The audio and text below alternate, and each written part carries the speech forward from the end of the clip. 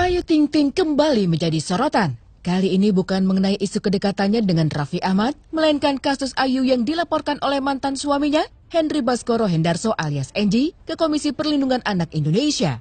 Konflik perseteruan Enji dan Ayu nampaknya kian hari kian memanas. Ayu bahkan terancam akan diperkarakan secara hukum setelah diduga melarang dan sengaja menutup akses mantan suaminya itu untuk menemui putri semata wayangnya Bilqis Humaira Raza. Saya juga kaget, saya juga nggak tahu bisa rame gitu kan. Saya juga pusing, dulu hamil, giniin, sekarang udah lahiran, giniin lagi, sampai sekarang anak saya gede, diusik lagi. Saya harus gimana coba, bingung.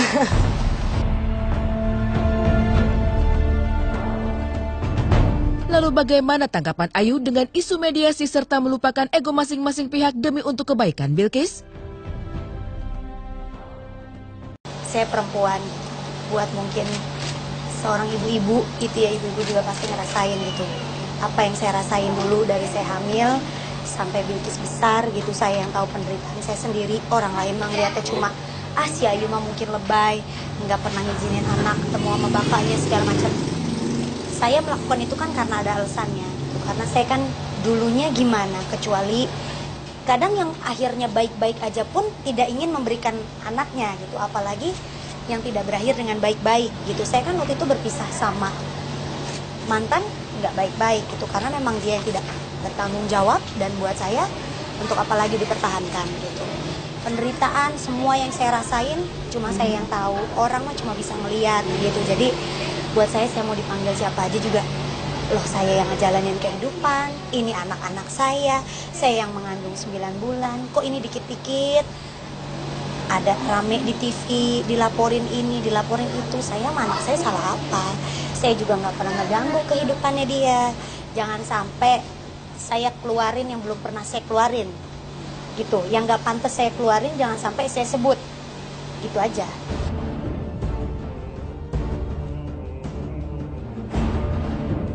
Pernikahan singkat Ayu Ting Ting dan Enji nyatanya menyisakan luka yang mendalam dan berujung dendam. Sempat diminta untuk membuktikan Bilqis adalah anak kandung Enji dengan tes DNA, kabarnya Ayu Ting Ting juga dituding telah melakukan pemalsuan identitas Bilqis. Semua itu karena Ayu diduga menggunakan nama Abdul Rozak sebagai nama ayah kandung Bilqis. Ya kalian juga teman-teman media juga tahu lah, dulu saya tuh digimanain lah.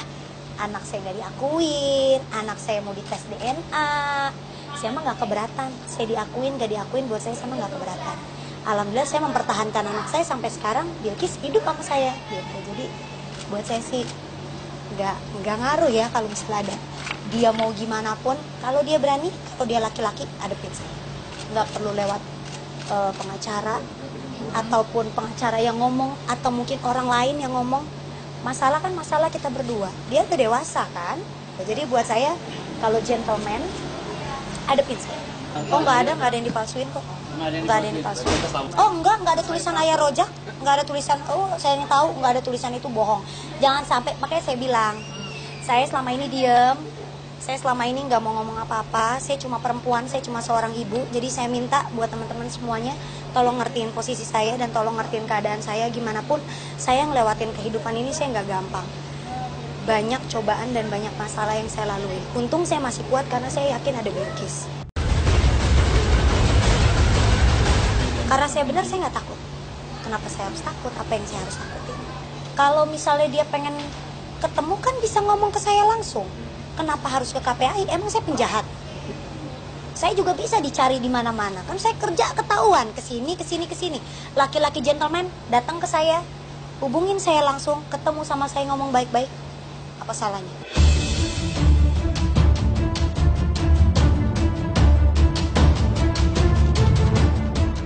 Beberapa waktu yang lalu, Enji secara tidak sengaja dipertemukan dengan Bilqis di sebuah mal di Bilangan, Jakarta Selatan. Pertemuan yang tidak direncanakan itu pun membuat keluarga Ayu kaget dan menampilkan ekspresi yang tidak senang saat melihat sosok Enji di hadapan mereka.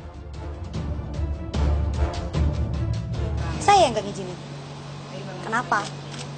Kenapa kalau saya nggak ngizinin? Emang salah saya ibunya. Dulu anak saya disuruh tes DNA, nggak diakuin. Sekarang gila anak saya udah pinter, cantik, lucu, dia ngeliat mungkin di Instagram, jadi ingat. Mungkin ingetannya udah kembali lagi kali zaman.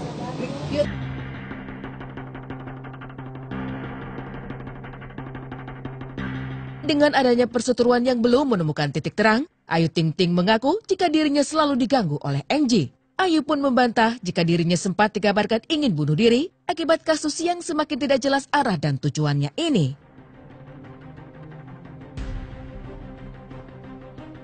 Untung saya dulu nggak mati bunuh diri, gitu ya. Cuma gara-gara masalah sama dia doang.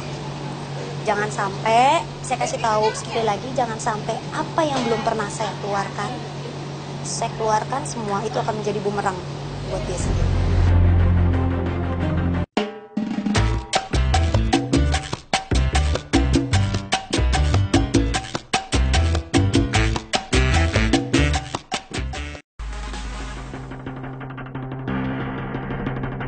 Nama Bella Sofie memang lekat sebagai salah satu artis kontroversial di tanah air.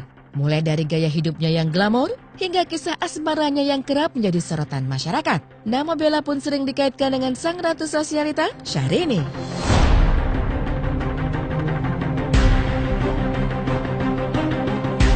Namun sepertinya semakin hari Bella semakin ingin menunjukkan bahwa kelasnya tidak jauh dari kelas Princess Syahrini, sang pelantun tembang sesuatu itu. Mulai dari gaya glamor, barang-barang mewah, bahkan kini menyerempet kepada gaya bicaranya yang manja, seakan mengingatkan publik pada sosok Syahrini. Halo, semangat hari ini. Kita lagi di jalan, mau syuting. Tuh ada Kak Dato lagi pakai sepatu, nggak sempat. Baru balik, terus langsung cus kita syuting. Hari ini libur sekolah. Instastory? Enggak, video biasa. Tuh, ya. Aku pakai itu jaket kulit sama rok. Lantas benarkah bahwa Bella mulai mengikuti jejak wanita asal Sukabumi itu? Berikut adalah foto-foto Bella Sofie dan Syahrini yang terlihat serupa tapi tak sama. Dalam akun Instagram masing-masing, baik Bella maupun Syahrini tampak berpose duduk manja di sebuah kursi. Meski hanya duduk, keduanya tetap terlihat fashionable karena penampilan mereka yang tetap elegan menggunakan kacamata hitam. Keduanya pun terlihat sama-sama tengah memegang handphone. Namun bedanya, Bella terlihat menggunakan gaun panjang menjuntai hingga ke lantai, sedangkan Syahrini terlihat bergaya kasual dengan kaos putih dan celana jeans. Untuk urusan fashion dalam pesawat, Bella juga tidak kalah cantik dan glamor dengan Syahrini. Bella terlihat menggunakan kacamata hitam dan gaun cantik berwarna putih. Syahrini juga pernah mengunggah fotonya di Instagram dengan menggunakan kemeja kasual berwarna putih dan kacamata hitam. Bedanya jika Bella terlihat memegang handphone, Syahrini bergaya elegan dengan gelas jus di tangan dan majalah. Kali ini, dua wanita cantik yang kerap menimbulkan sensasi di jagat hiburan tanah air ini tampil dengan warna busana yang lebih gelap dan terlihat makin mewah dan elegan. Berpose di dalam mobil, Bella terlihat menggunakan kacamata hitam, dress hitam, dan blazer berwarna hitam. Bella pun terlihat memasang tatapan seksi ke arah kamera. Berbeda dengan Syahrini yang menggunakan topi berwarna hitam, kacamata hitam, dan kaos berwarna putih serta vest berwarna hitam. Untuk pose mewahnya kali ini, Syahrini terlihat berfoto ala candid.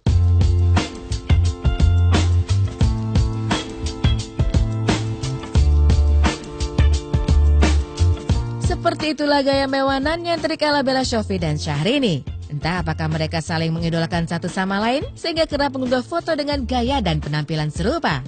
Bila harus memilih di antara Syahrini dan Bella Sofie, kira-kira siapa pilihan para selebriti kita? Syahrini. Kenapa? Cantik? Lucu gitu, menginspirasi. Lebih cantik Syahrini Bella Sofie? Saya suka Syahrini. Oke. Lebih seksi Syahrini Bella Sofie? Saya suka Syahrini. Oke. Nah, kalau gaya lebih Syahrini apa? Kalau ada yang lebih sederhana, saya milih yang lebih sederhana. Tapi ya oke lah, Syahrini sebagai trendsetter oke lah. Oke. Kalau glamour? Syahrini. Oke. Berbeda ya, karakternya berbeda, stylenya juga sedikit berbeda meskipun sebenarnya sama, glamor juga. Tetapi ya, sebenarnya dua-duanya nggak terlalu mengamati, tapi yang saya lihat kadang-kadang di televisi, kemudian di infotainment, memang Syahrini lebih menonjol di sisi sebagai trendsetter gitu ya, mulai dari gaya bicara, kemudian stylenya, bahkan sampai ada Syahrini KW segala macam dan lain sebagainya. Kalau Bella Sofie KW kan belum ada.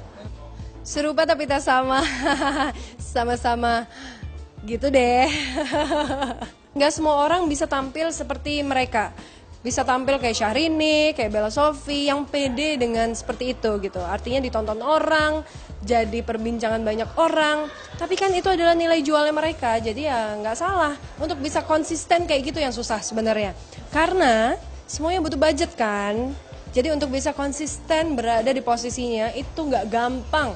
Ya Syahrini saya tahu namanya, tahu dandanannya. Bella Sofie yang mana saya belum tahu.